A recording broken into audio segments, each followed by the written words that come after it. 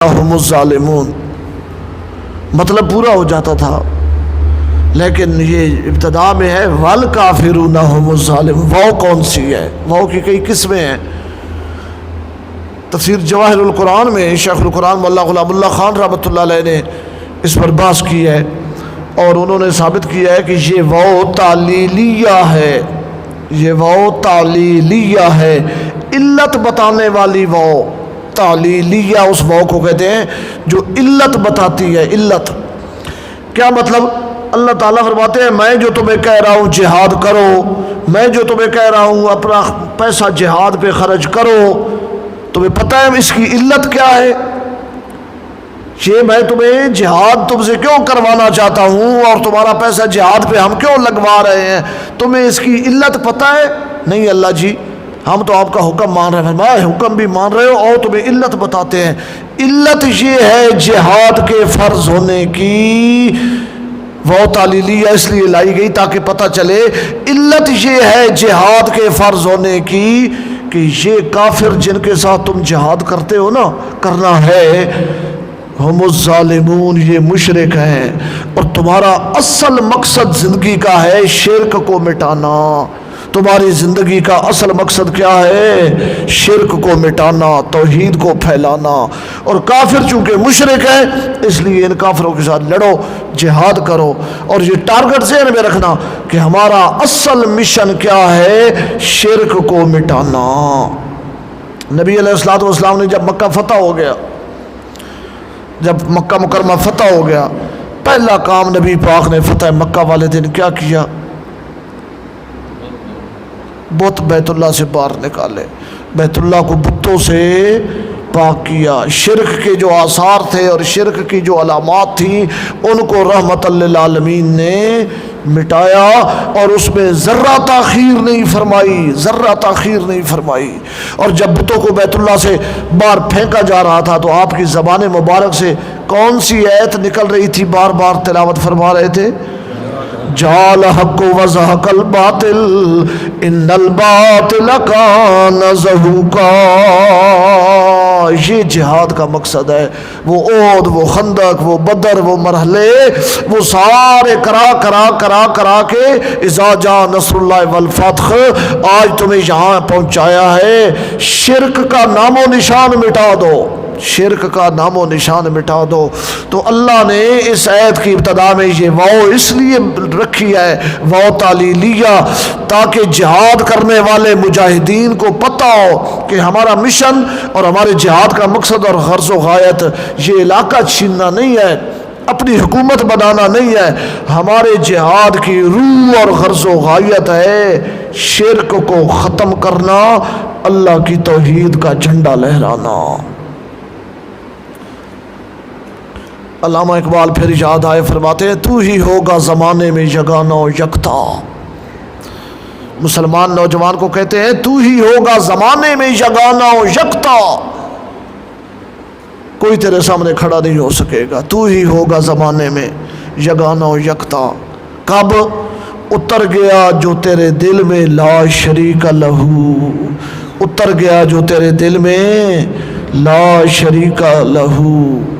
یہ توحید یہ ذہن میں رہے کہ ہم نے شرک کو مٹانا ہے اور توحید کا پرچار کرنا ہے، جہاد کا یہ مقصد ہے۔ چونکہ شرک کو مٹانا ہے، توحید کو پھیلانا ہے، تو پھر اس سے اللہ نے فرمایا وہ جو توحید جس کو تم نے پھیلانا ہے اور ذرا اس کے دلائل بھی سن لو۔ جس توحید کو تم نے پھیلانا ہے اور جس توحید کو پھیلانے کے لیے تم جہاد کر رہے ہو اور اپنا پیسہ لگا رہے ہو، اور اس توحید کے دلائل بھی سن لو۔ پہلے دعویٰ سنو، دعویٰ یہ ہے اللہ لا الہ الا ہو، اللہ لا الہ الا ہو۔ پیر نصیر الدین صاحب یاد آئے، پیر صاحب فرماتے ہیں تسکین کا پیغام ہے اللہ اللہ، توحید کا جام ہے اللہ اللہ، کفل حاجات کی کنجی ہے نصیر، کفل حاجات کی کنجی ہے نصیر، اللہ بھی کیا نام ہے اللہ اللہ، اللہ لا الہ الا ہو، اللہ نہیں کوئی الہ مگر وہی، اللہ کے بغیر الہ کوئی نہیں، اللہ کے بغیر حاجت روا، مشکل کشا، بگڑی بنانے والا، فریادیں سننے والا، برکتیں دینے والا کوئی نہیں۔ یہ دعویٰ ہے، اس کی پہلی دلیل الحیو، توحید کی پہلی دلیل الحیو، اللہ ہمیشہ سے زندہ ہے، ہمیشہ زندہ رہے گا۔ کل من علیہا فان ویبقی وجہ ربک ذو الجلال والاکرام، سب فنا ہو جائیں گے، اللہ ہمیشہ سے زندہ ہے، اللہ ہمیشہ زندہ رہے گا۔ سورۃ فرقان 19واں پارہ آیت نمبر 58۔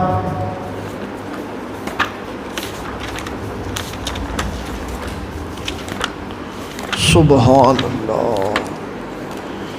سورۃ فرقان 19واں پارہ آیت نمبر 58۔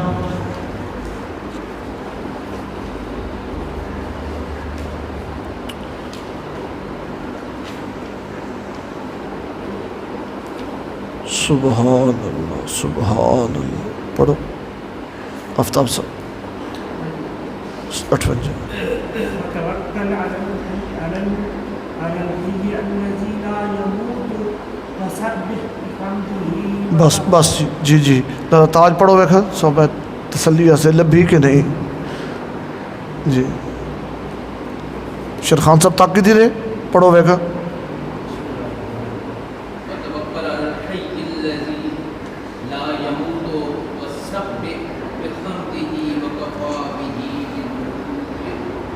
عبادہ خبیر، بس ٹھیک، بس وتوکل علی الحی الذی لا یموت،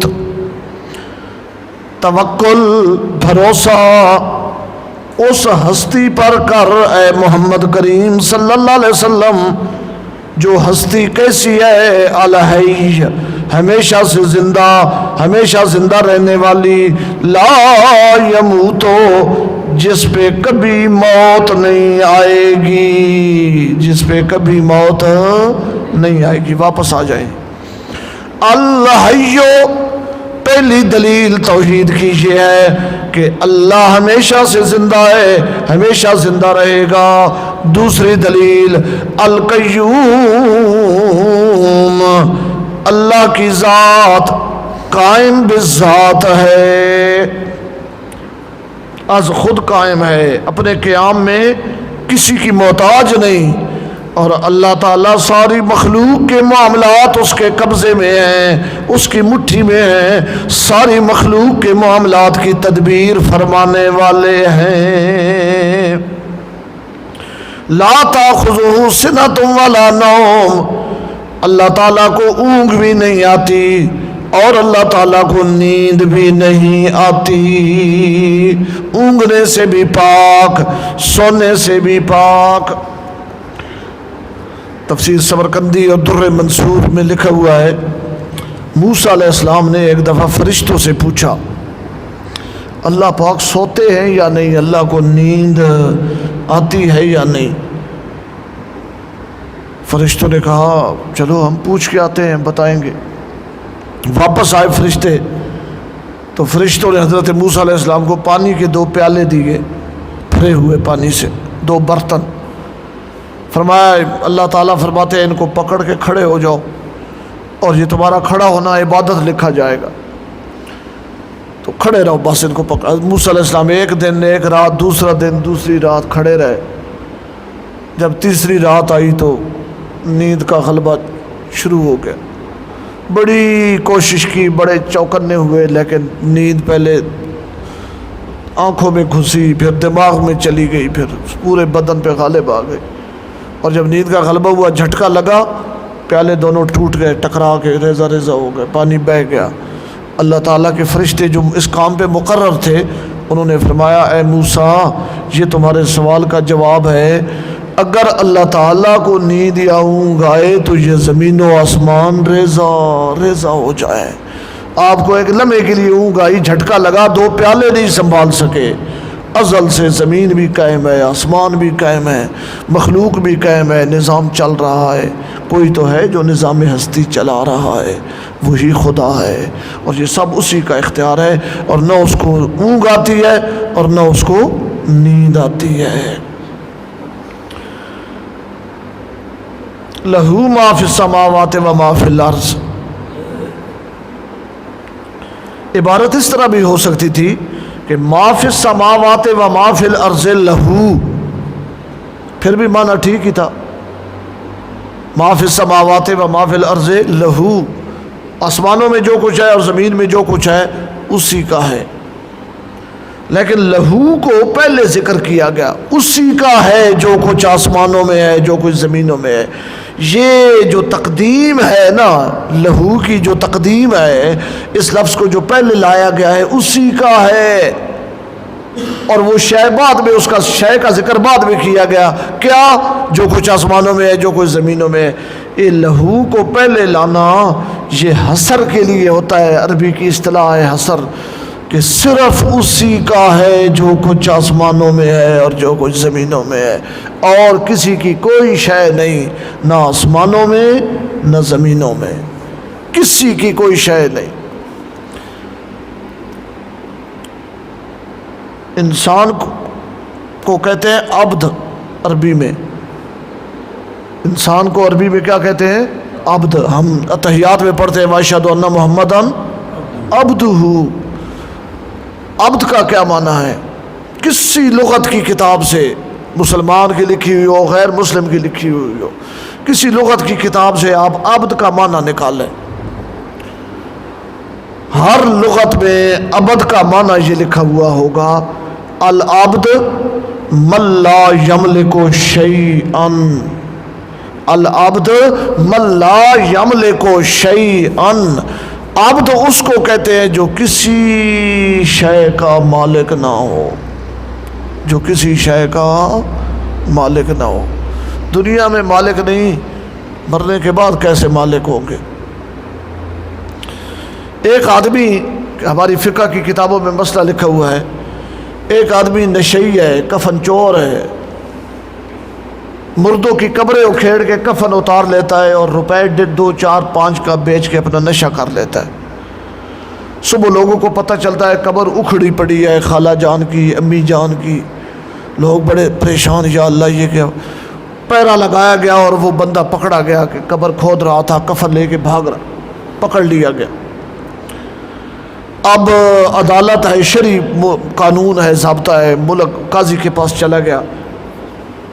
اب امام ابو حنیفہ، امام شافعی، سارے ائمہ فقہ حنفی، ساری کتابوں میں یہ مسئلہ ہے کہ اس چور کے ہاتھ کاٹے جائیں گے یا نہیں۔ تو تمام فقہا کا اجماع ہے کہ اس کو لتر مارو، جیل میں ڈال دو، اور کوئی سزا دے دو، ہاتھ اس کا نہیں کاٹا جائے گا۔ جس نے میت کا کفن اتار کے چرا کے بیچا ہے، اس چور کا ہاتھ نہیں کاٹا جائے گا۔ باقی کوئی سزا قاضی دے دے، لیکن ہاتھ نہیں کاٹا جائے گا شرعی طور پر۔ ہاتھ کیوں نہیں کاٹا جائے گا؟ چوری تو اس نے کی ہے، آدھا گاؤں گواہ ہے، فلاں فلاں فلاں نے پکڑا ہے۔ تو فرماتے ہیں فقہائے امت کہ ہاتھ اس چوری کی شے پر، اس مال پر کاٹے جاتے ہیں جو کسی کی ملکیت ہو اور چور چرا لے۔ اور میت جو ہے، میت اپنے کفن کا مالک نہیں ہوتا، میت اپنے کفن کا مالک نہیں ہوتا، اور جو شے اس کے جسم کے اوپر ہے وہ اس کا مالک نہیں، تو نے اسے قسمت اور تقدیر کا مالک بنایا ہوا ہے۔ انا للہ و انا الیہ راجعون۔ یہ آپ چوٹ چوک سے ویسٹریج جائیں، ویسٹریج سے آگے آپ جائیں ادھر راجہ بازار کی طرف، تھانہ گنج منڈی کی طرف، تو جہاں ادھر ڈھوگرتے کی طرف روڈ مڑتا ہے، کھبے ہاتھ ایک بازار ہے، دربار ہے، بابا لال شاہ بخاری کا دربار۔ کبھی آپ وہاں سے گزرے تو ضرور وہاں رک کر دیکھیں۔ اس دربار میں اس بابے کا نام بھی لکھا اور ساتھ لکھا ہوا ہے والی ہند مالک پاکستان، والی ہند مالک پاکستان، اپنے کفر کا مالک نہیں، اس نے پورے پاکستان کا مالک اسے بنایا ہوا ہے۔ انا للہ و انا الیہ راجعون۔ چلیں جی، تو سب کچھ اس اللہ کا ہے، لہو کو مقدم اس لیے کیا گیا تاکہ حصر کا معنی پیدا ہو جائے، اسی اللہ کا ہے جو کچھ آسمانوں میں ہے اور جو کچھ زمین میں ہے، اس کے علاوہ کسی کا کچھ بھی نہیں۔ من ذا الذی یشفع، اور سنو دلیل توحید کی، جس توحید کی خاطر تم نے جہاد کرنا ہے، جس توحید کی خاطر تم نے پیسے لگانے ہیں، من ذا الذی یشفع عندہ الا باذنہ، کون ہے جو جرأت کرے سفارش کرنے کی اس کی بارگاہ میں کسی کی، الا، ہاں مگر اس صورت میں، باذنہ، جب وہ اللہ خود اجازت دے۔ صحیح بخاری میں ہے، حضور صلی اللہ علیہ وسلم فرماتے ہیں قیامت کے دن لوگ ایک نبی کے پاس جائیں گے، دوسرے کے پاس، تیسرے کے پاس، چوتھے کے پاس، آخر میں میرے پاس آئیں گے، آپ سفارش کریں۔ حضور فرماتے ہیں فَأَخِرُّ سَاجِدًا، میں سجدے میں گر جاؤں گا اور میں دیر تک اپنے اللہ کی حمد، ثنا، تعریف، توصیف کرتا رہوں گا، اور پھر اللہ تعالیٰ کو جب رحم آئے گا تو اللہ تعالیٰ مجھے فرمائیں گے کہ سر اٹھاؤ سفارش کرو، سر اٹھاؤ سفارش کرو۔ یہ ہے اللہ باذنہ، وہ عزت دیں گے تو سفارش ہوگی۔ یعلم ما بین ایدیہم، جانتے ہیں اللہ تعالیٰ جو کچھ ان سے آگے ہو چکا ہے، وما خلفہم، اور جو کچھ ان کے بعد ہوگا، ماضی بھی اس کے علم میں ہے، مستقبل بھی اس کے علم میں ہے، گزرے ہوئے حالات بھی سارے اللہ کے علم میں ہیں، قیامت تک پیش آنے والے سارے حالات بھی اللہ تعالیٰ کے علم میں ہیں۔ ولا یحیطون بشیء من علمہ، اور مخلوق میں سے کوئی ایسا نہیں جو اللہ کے علم میں سے کسی ایک چیز کے بارے میں پورا علمی احاطہ کر لے۔ ولا یحیطون بشیء،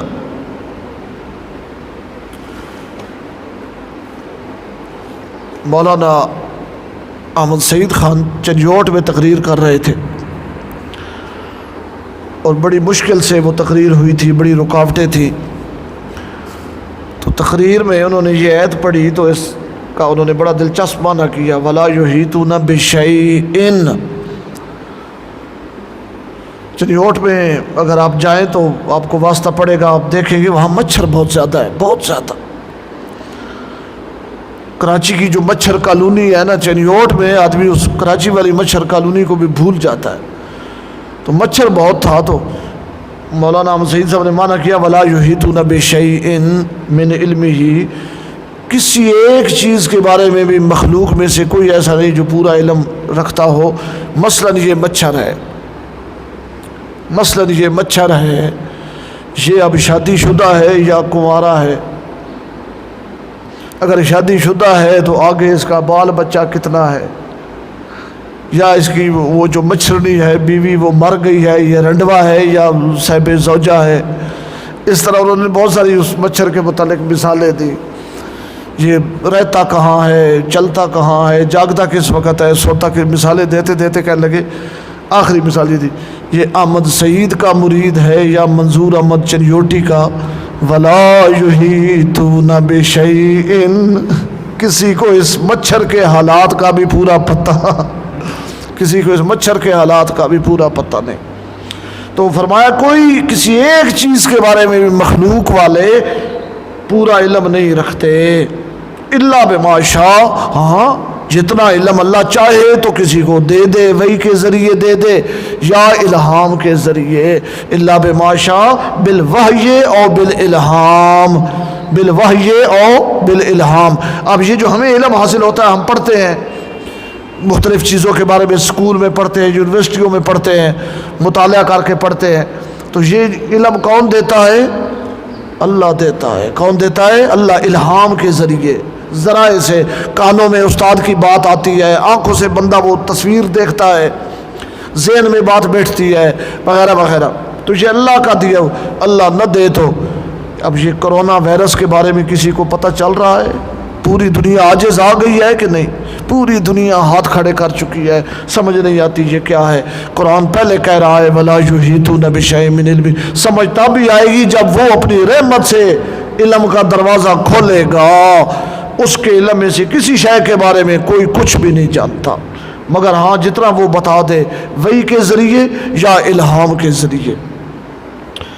وسع کرسیہ، وسیع ہے اس کی کرسی۔ عبداللہ ابن عباس رضی اللہ تعالیٰ عنہ نے معنی کیا ہے، ابن جریر سمرقندی المراغی 3 تفسیروں میں لکھا ہوا ہے۔ عبداللہ ابن عباس کرسی کا معنی ہے علم۔ عبداللہ ابن عباس فرماتے ہیں کرسیہ اے علمہ، کرسیہ کا کیا معنی ہے؟ علمہ۔ وسع کرسیہ، وسع علمہ، وسیع ہے اس اللہ کا علم، السماوات والارض، آسمانوں اور زمین سے۔ سبحان اللہ۔ ولا یعودہ حفظہما، اور نہیں تھکاتی اس اللہ کو حفاظت ان دونوں کی، نہیں مشکل اللہ کے لیے ان زمینوں آسمانوں اور ساری چیزوں کی حفاظت کرنا۔ وَهُوَ الْعَلِيُّ، اور وہ اللہ بلند ہے، عظیم بڑا ہے۔ علی بلند ہے، العظیم بڑا ہے۔ یہ ہے توحید کے دلائل، اور اس توحید کا پرچار کرنے کے لیے تم نے کرنا ہے جہاد، اور جہاد کے لیے تم نے کرنا ہے انفقوا مما رزقناکم، خرچ کرنا ہے اپنا مال اور اپنا پیسہ، اور جہاد ہوگا کافروں سے۔ اور علت اس کی یہ ہے کہ کافر مشرک ہیں، اور اصل تمہاری غرض و غایت زندگی کی ہے توحید کو پھیلانا، شرک کو مٹانا۔ جیسے نبی پاک جہاد کرتے کرتے کرتے کرتے کرتے مکہ مکرمہ میں پہنچے تھے تو آپ نے بیت اللہ سے بت نکال کے شرک کو مٹایا تھا، توحید کو پھیلایا تھا۔ اچھا بھائی یہ ہمارا مذہب ہے اور ماشاءاللہ اتنے دلائل ہیں توحید کے، تو پھر تو کم از کم یہ جو مشرک لسے ہیں ان کی تو ہم گردن پہ چھری رکھے نا کہ ظالموں اس توحید کو تم نہیں مانتے اور تم شرک سے باز نہیں آتے۔ فرمایا نا نا نا نا نا، چھری نہیں رکھنی، چھری رکھنے کی اجازت نہیں ہے۔ لا اکراہ فی الدین، جبر نہیں دین کے معاملے میں۔ اکراہ مجبور کرنا، جبر کرنا، اگلا نہیں اس چیز کو پسند کرتا پھر بھی ٹھونس دینا۔ فرمایا نا یہ ٹھونسنا نہیں ہے، ٹھونسنا نہیں ہے۔ فی الدین، یہ جو لوگ ہوتے ہیں نا بے دین، یہ بڑا جب لیکچر دیتے ہیں تو یہ آیت بڑی پڑھتے ہیں، اور یہ مولوی لوگ کہتے ہیں کہ عورتیں پردہ کریں اور جناب یہ برقع کریں اور جناب فلاں کریں۔ دیکھیں نا جی یہ ان کی تنگ نظری ہے۔ اللہ نے قرآن میں بتا دیا ہے کہ لا اکراہ فی الدین، دین میں تو کوئی جبر ہے نہیں۔ یہ دیکھیں نا جی اب یہ مولوی اس طرح کہتے ہیں اور یہ اس طرح کرتے ہیں اور فلان کا قرآن میں لا اکراہ فی الدین۔ یاد رکھنا لا اکراہ فی الدین کا معنی ہے لا اکراہ فی دخول الدین، لا اکراہ فی دخول الدین، دین میں کسی کو داخل کرنے کے معاملے میں جبر نہیں۔ جب اس نے دین مان لیا ہے، کلمہ پڑھ لیا ہے، اپنی مرضی سے دین قبول کر لیا تو اب جبر ہے، اب اسے نماز بھی پڑھنی ہوگی، زکوٰۃ بھی دینی ہوگی، پردہ بھی کرنا ہوگا، باقی بھی سارے احکامات پہ پورا اترنا ہوگا۔ حضرت ابوبکر صدیق رضی اللہ نے کیا فرمایا تھا کہ نبی پاک کے زمانے میں جو اونٹ دیتا تھا اور اونٹ کے ساتھ رسی دیتا تھا، اب اگر میرے زمانے میں وہ زکوٰۃ میں سے کہے کہ میں اونٹ تو دوں گا لیکن رسی نہیں دوں گا تو میں اس کے خلاف بھی جہاد کروں گا۔ جو کہے گا میں اونٹ دیتا ہوں لیکن ساتھ رسی نہیں دوں گا تو ابو بکر اس کے خلاف بھی جہاد کرے گا۔ تو یہ دین میں آ گیا ہے، اب کیوں نہیں دیتا؟ اب تو جبر ہوگا اس پہ۔ ہاں دین منوانے کے معاملے میں جبر اور زبردستی نہیں ہے۔ تفسیر قرطبی میں لکھا ہوا ہے ایک علاقہ فتح ہوا، عیسائیوں نے اسلام قبول کر لیا، مسلمان غالب آ گئے۔ حضرت عمر رضی اللہ عنہ کی خلافت کا دور تھا۔ رپورٹ آئی جب کارگزاری، تو حضرت عمر نے پوچھا کہ سب لوگ مسلمان ہو گئے ہیں یا کوئی رہ بھی گیا ہے؟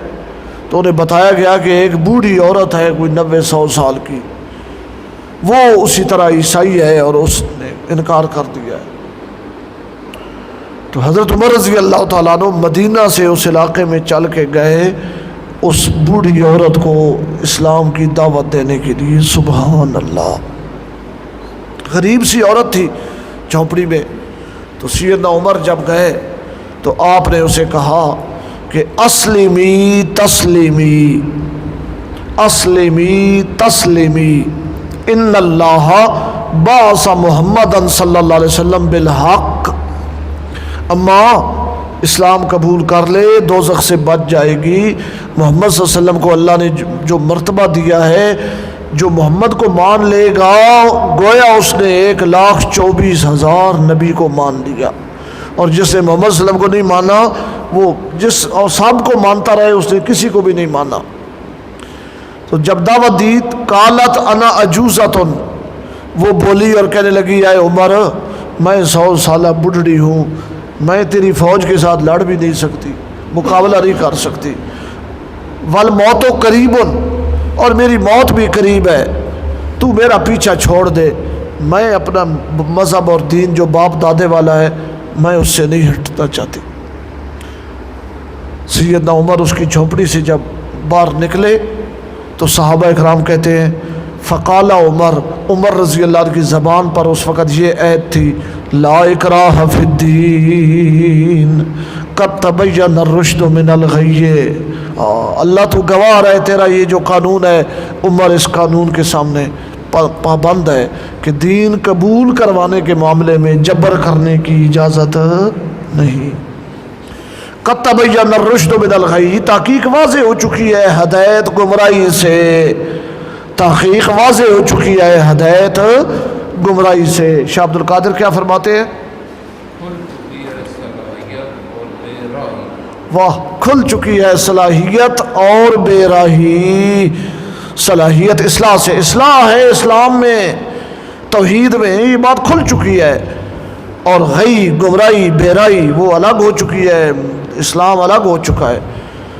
مولانا امیر عبداللہ صاحب ڈیروی ہمارے بزرگ ہیں، تفسیر انہوں نے لکھی ہے فیوزات الہیہ کے نام سے، انہوں نے اس آیت کا بڑا پیارا معنی کیا ہے جو اور کسی تفسیر میں نہیں ہے۔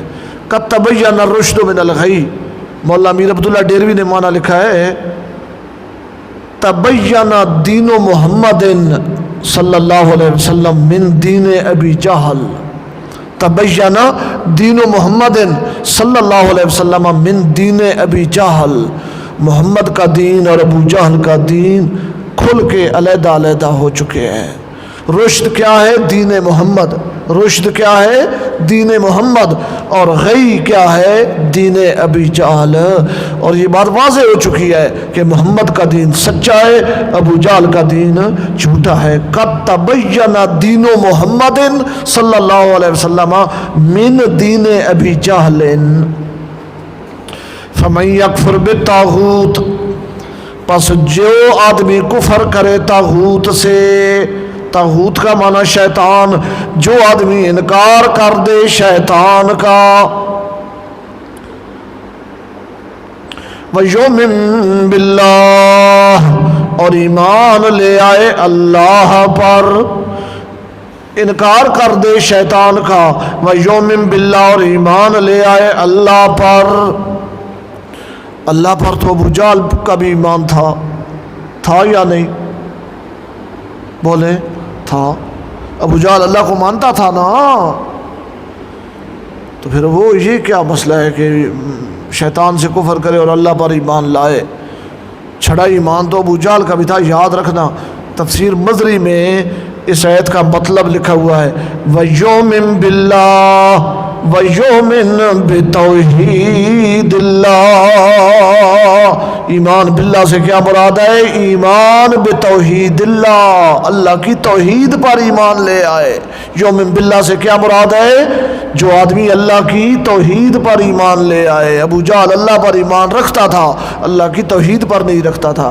وَيُؤْمِن بِاللَّهِ وَيُؤْمِن بِتَوْحِيدِ اللَّهِ, جو بندہ شیطان کے ساتھ کفر کرے اور اللہ کی توحید پر ایمان لے آئے, فَقَدِ اسْتَمْسَكَ, سبحان اللہ, پس اس بندے نے مضبوطی سے پکڑ لیا ہے, پس اس بندے نے مضبوط پکڑ لیا ہے, بالعروہ, کیا مانا ہے جی؟ گرا مضبوط, گا, اچھا, شکیل, ہلکا, دستہ, کڑا, ہلکا, دستہ, کڑا. اس نے مضبوط کا, وسکا کا معنی ہے مضبوط, اس بندے نے مضبوط کڑا تھام لیا. اس بندے نے کیا تھام لیا؟ مضبوط کڑا, مضبوط دستہ اس نے پکڑ لیا ہے. اب یہ بندہ گمراہ نہیں ہوگا, پھسلے گا نہیں, یہ اس کڑے کو پکڑے پکڑے پکڑے پکڑے کہاں پہنچ جائے گا؟ جنت میں. یہ عروہ وسکا, مضبوط کڑا, یہ کیا ہے؟ انس بن مالک رضی اللہ عنہ صحابی ہیں, انہوں نے فرمایا ہے, تفسیر در منصور میں لکھا ہوا ہے, العروۃ الوثقی القرآن, مضبوط کڑا وہ کیا ہے؟ قرآن پاک ہے. انس بن مالک رضی اللہ عنہ کہتے ہیں العروۃ الوثقی, مضبوط کڑا کیا ہے؟ قرآن پاک ہے. دوسرا مطلب اس آیت کا, عبداللہ ابن عباس رضی اللہ تعالیٰ عنہ فرماتے ہیں, یہ بھی تفسیر در منصور میں ہے, عن ابن عباس فَإِذَا وَحِدَ اللَّهُ فَهِيَ الْعُرْوَةُ الْوُثْقَى, جس بندے نے اللہ کی توحید کو مان لیا اس نے مضبوط کڑا پکڑ لیا. ابن عباس فرماتے ہیں عروہ وثقی سے مراد ہے توحید. انس ابن مالک فرماتے ہیں العروۃ الوثقی سے مراد ہے قرآن. دو مطلب ہو گئے. تیسرا مطلب جو صحیح بخاری میں ہے اور رسول اللہ صلی اللہ علیہ وسلم سے منقول ہے وہ کیا ہے؟ وہ یہ ہے کہ ایک صحابی ہے عبداللہ بن سلام رضی اللہ عنہ, یہ مسجد نبوی میں آئے, مدینہ میں نماز پڑھی, چلے گئے.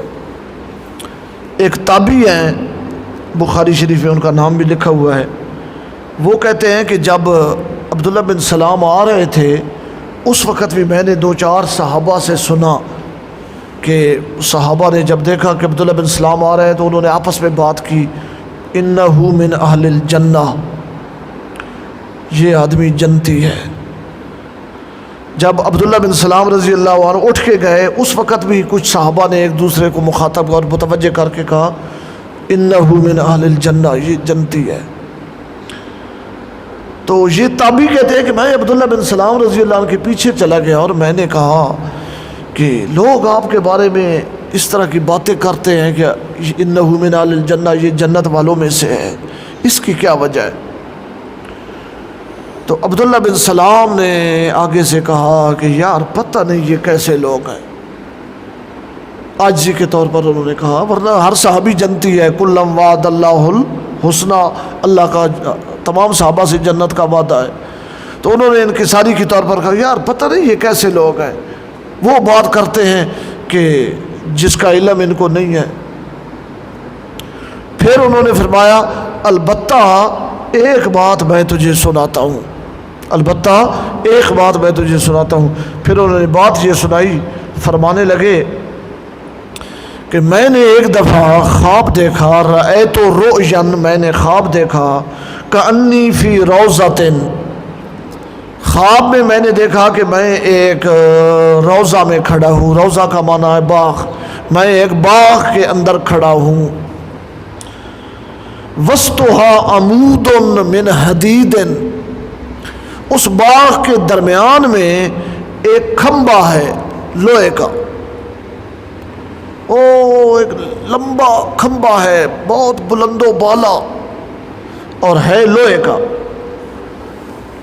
اسفلہ فی الارض, اس کا نچلا حصہ زمین میں دھنسا ہوا ہے، وَأَعْلَاهُ فِي السَّمَاءِ، اور اس کھمبے کا جو آخری حصہ ہے وہ آسمان کے ساتھ چپکا ہوا ہے۔ کہتے ہیں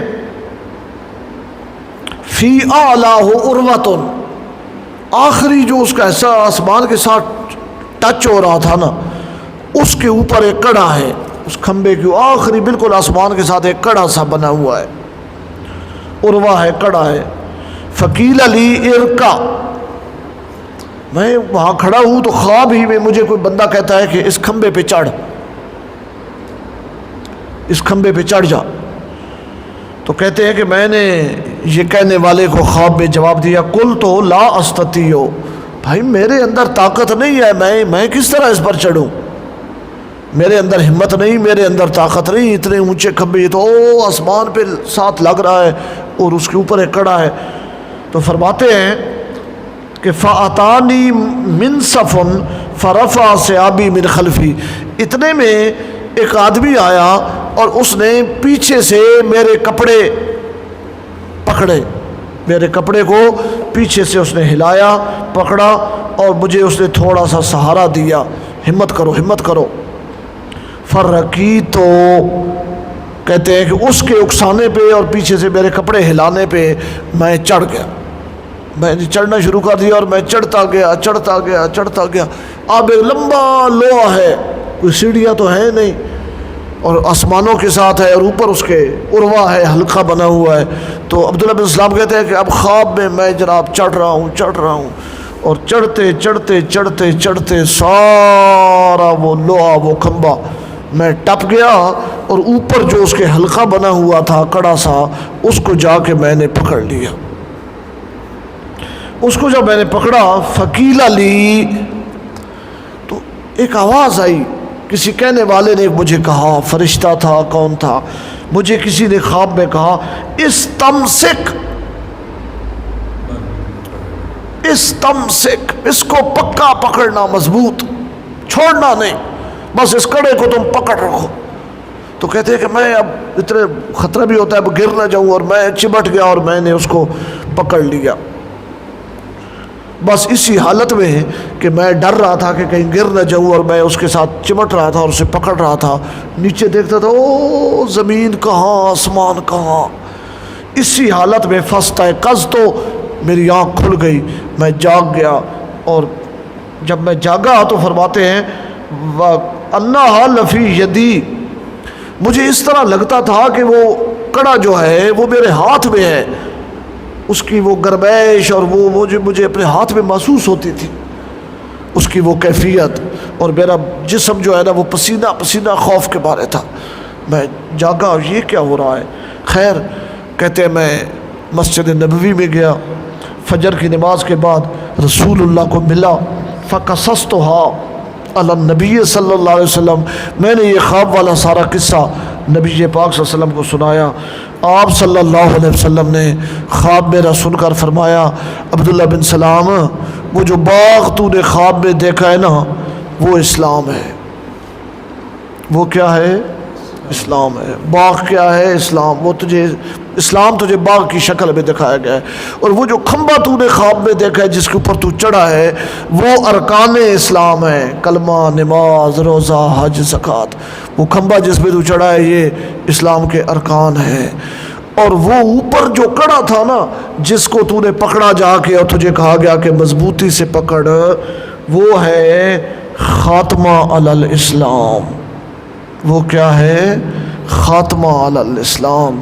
اور پھر نبی پاک نے مجھے خوشخبری دی، آپ صلی اللہ علیہ وسلم نے مجھے فرمایا، انت علی الاسلام حتی تموت، انت علی الاسلام حتی تموت، تو گمراہ کبھی نہیں ہوگا اور تو مرتے دم تک اسلام کے ساتھ اسلام پر قائم رہے گا، اور تیرا خاتمہ اور تیری موت اسلام پہ آئے گی۔ سبحان اللہ۔ تو اس حدیث کی روشنی میں عروہ وثقیٰ کا مطلب کیا ہو گیا؟ دین اسلام۔ انس بن مالک کہتے ہیں عروہ وثقیٰ ہے قرآن، عبداللہ ابن عباس کہتے ہیں عروہ وثقیٰ ہے اللہ کی توحید۔ مطلب سب باتوں کا ایک ہی بنتا ہے، اسلام، قرآن، توحید، یہ ایک ہی چیز ہے۔ تو فرمایا جس بندے نے شیطان سے کفر کیا اور اللہ پہ ایمان لایا یعنی اللہ کی توحید پہ، بس اس آدمی نے مضبوطی سے پکڑ لیا ہے مضبوط کڑے کو، مضبوطی سے اسے پکڑ لیا ہے بڑے پکے کڑے کو۔ اور یہ جو کڑا ہے نا جو اس مومن نے موحد نے توحیدی نے پکڑ لیا ہے، لن فصام لہا،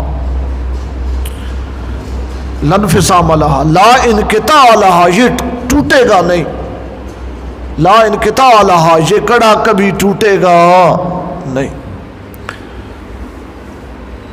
شیخ القرآن مولانا غلام اللہ خان رحمۃ اللہ علیہ جب فوت ہوئے، ان کی وفات کے بعد پہلا جو شعبان رمضان آیا دورہ تفسیر قرآن، اس میں شیخ القرآن کی مسند پہ بیٹھ کے پڑھانا تھا، بڑا مشکل کام تھا، کون پڑھائے؟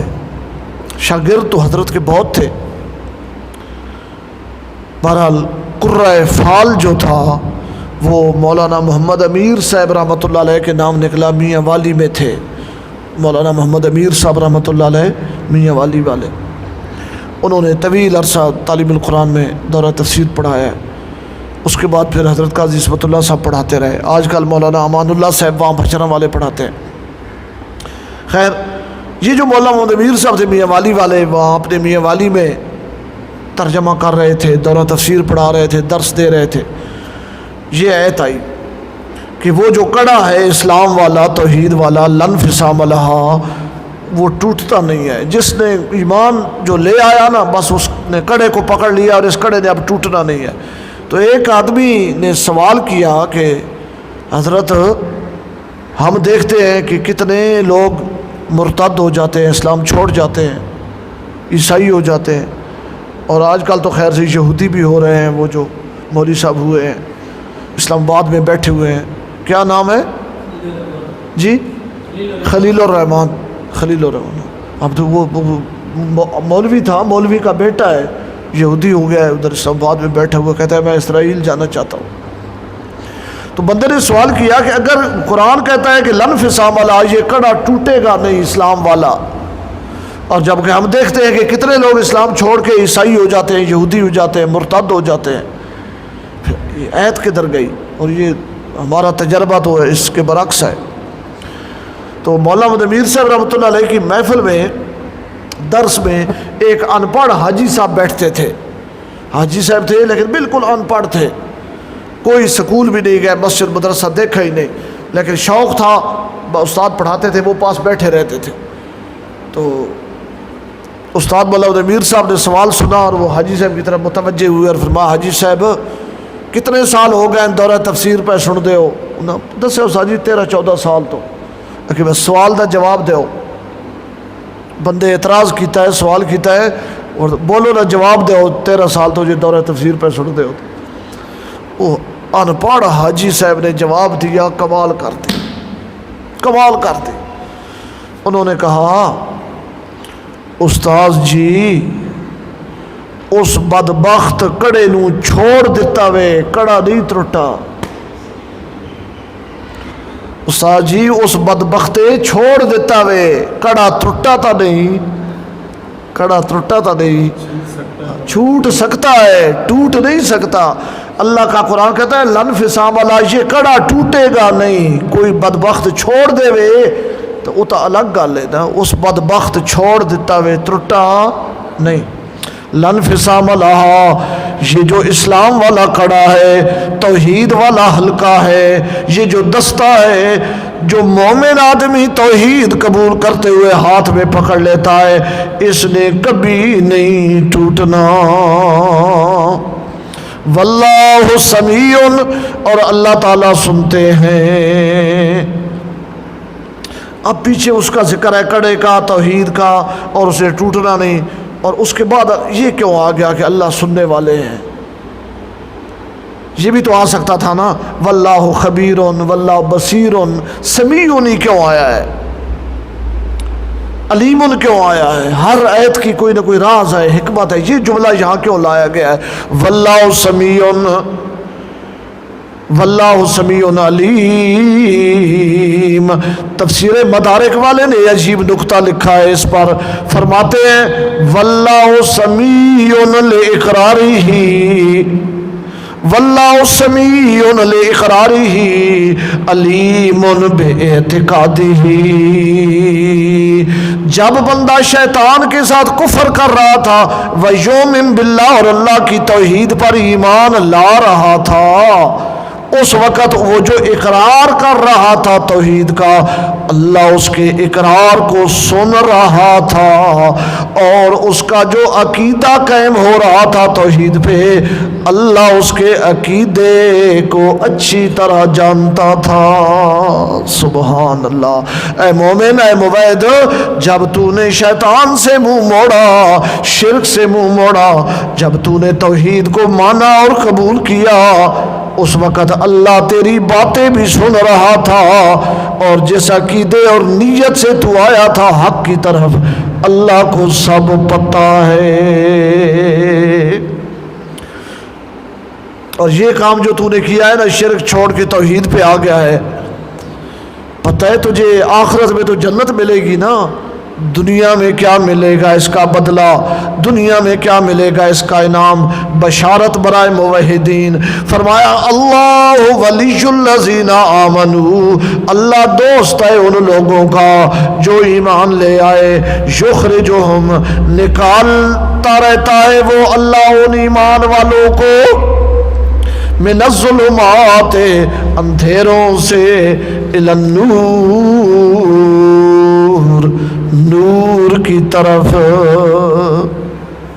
توجہ کرے، ظلمات جمع ہے، ظلمت نہیں، من الظلمات الی النور نہیں فرمایا، من الظلمات الی النور، ظلمات جمع، اور جمع کے ساتھ جمع آنی چاہیے تھی، من الظلمات الی الانوار، انوار نہیں، مفرد ہے نور۔ اللہ تعالیٰ نے ظلمات کا لفظ جمع کے طور پر کیوں لائے، اور نور اللہ مفرد کیوں لائے، انوار کیوں نہیں لائے؟ سمجھانا یہ چاہتے ہیں اندھیرے بہت سارے ہیں، اندھیروں کی قسمیں بہت ساری ہیں، غلط راستے، غلط رہنما، غلط عقیدے، غلط پارٹیاں، جہنم کی طرف دعوت دینے والے ظالم لوگ وہ بہت زیادہ ہیں۔ ہدایت، روشنی اور نور والا راستہ صرف ایک ہے، توحید۔ سبحان اللہ۔ نور، روشنی والا راستہ صرف ایک ہے، توحید والا راستہ، اور توحید سے جب ہٹو گے تو پھر ظلمات، اندھیرے، گمراہیاں، گمراہ لیڈر وہ اتنے زیادہ ہیں کہ تمہیں نچوڑ کے کھا جائیں گے اور تمہاری ہڈی پسلی علیحدہ علیحدہ کر دیں گے۔ والذین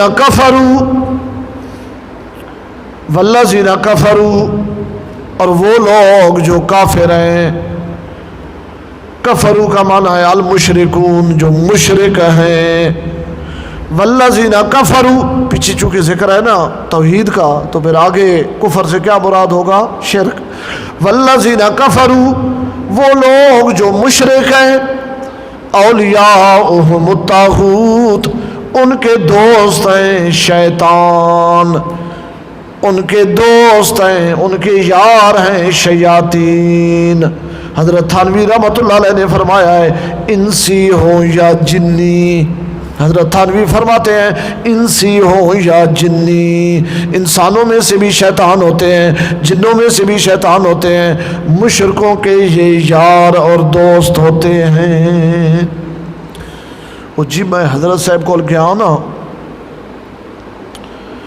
تو پہلی ملاقات سی جی، تو حضرت صاحب فوراً میں نے آخ دیتا ہاں نواب خان تیرا نام ہے نا، بسال تو آیا ہے نا۔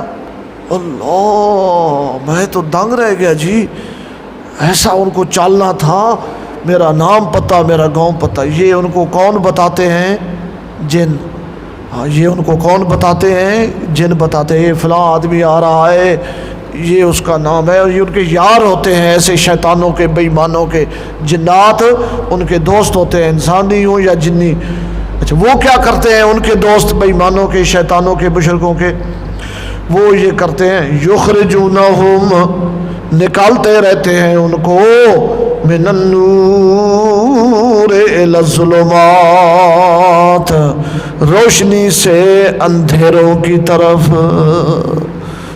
اگر کبھی ان کے دماغ میں کوئی روشنی کی کرن پھوٹ پڑے، کوئی ایسی خیال آ جائے، تو فوراً ان کے دوست شیطان آ جاتے ہیں اور وہ ان کو نہ نہ نہ نہ نہ بادشاہ یہ ہویا، وہ ہویا، فلاں ہویا، ٹھمکا، وہ وسوسے ڈال کے ان کو پھر انہی اندھیروں کی طرف واپس لے جاتے ہیں۔ سورہ زخرف آیت نمبر 36، یہ 25ویں پارے میں ہے جی، 25ویں پارے میں سورہ زخرف 25واں پارہ آیت نمبر 36۔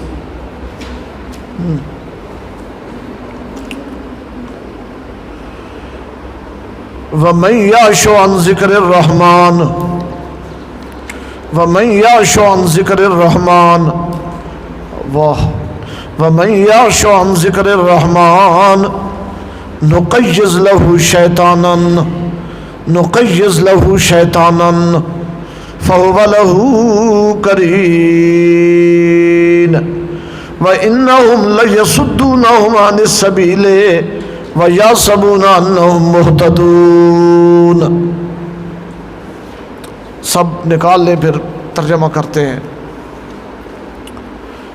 25واں پارہ سورہ زخرف آیت نمبر 36-37۔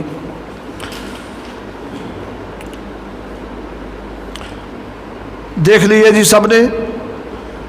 وَمَن يَعْشُ عَن ذِكْرِ الرَّحْمَنِ، جو بندہ منہ موڑے، جو بندہ جی چرائے، جو بندہ بے رخی کرے، اعراض کرے، کس چیز سے؟ عن ذکر الرحمن، رحمان کے ذکر سے۔ رحمان کا ذکر کیا ہے؟ انا نحن نزلنا الذکر، انا نحن نزلنا الذکر، وہ کیا ہے؟ قرآن۔ ذکر رحمان سے کیا مراد ہے؟ قرآن۔ جو آدمی بے رخی کرے، منہ موڑے قرآن سے، نقیض لہ شیطانا، ہم مسلط کر دیتے ہیں اس کے اوپر ایک شیطان، ہم مسلط کر دیتے ہیں۔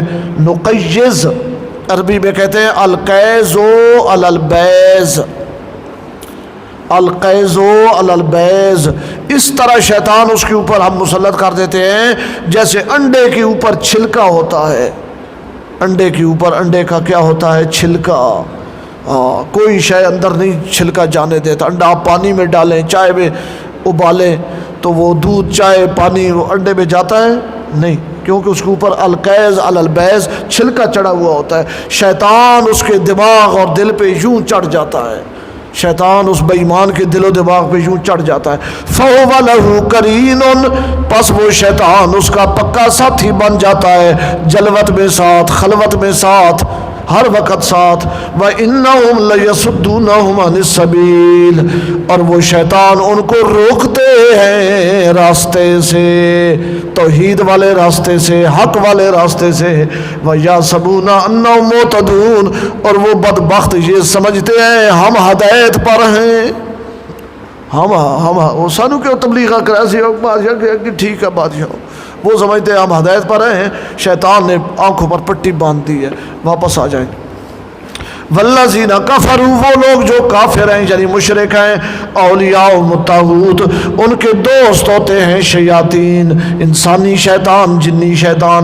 یخرجونہم، وہ ان کو نکالتے رہتے ہیں، من النور، نور سے، روشنی سے، الی الظلمات، اندھیروں کی طرف۔ یہ لوگ جو شیطانوں کے ہتھے چڑھ گئے، قرآن سے ہٹ گئے، توحید سے ہٹ گئے، اولئک اصحاب النار، یہی ہے دوزخ والے۔ کتنے عرصے کے لیے؟ فرمایا ہم فیہا خالدون، یہ اس میں ہمیشہ ہمیشہ رہیں گے۔ اللہ شرک سے بچائے، اللہ توحید کی سمجھ نصیب فرمائے۔ اللہ یہ جو عروہ وثقیٰ ہے قرآن، اسلام اور توحید، اللہ اس کو تھامنے کی، پکڑنے کی، اور عبداللہ بن سلام کی طرح مضبوط پکڑنے کی توفیق نصیب فرمائے۔ ربنا آتنا فی الدنیا حسنہ وفی الآخرۃ حسنہ وقنا عذاب النار حسبنا اللہ ونعم الوکیل یا حی یا قیوم برحمتک نستغیث صلی اللہ تعالی علی خیر خلقی محمد وعلی